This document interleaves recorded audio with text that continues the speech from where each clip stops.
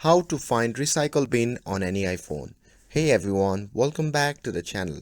So if you have accidentally deleted a file, photo or video, don't worry. I'll walk you through how you can recover them in no time. So now without further ado, let's get started.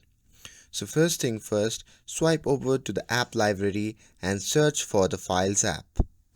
Now simply open the Files app and tap Browse at the top left.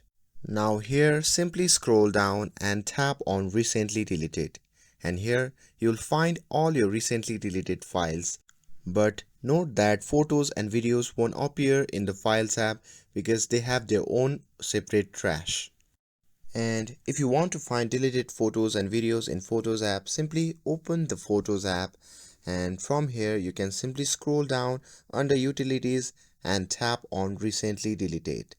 And here you may need Face ID or passcode to open this folder, and once you have opened it, here you will find all your recently deleted photos and videos. Now here you can select them and recover them if you like to, and you can also permanently delete it if you don't need it. And that's it. Now you know how to retrieve your deleted files on iPhone.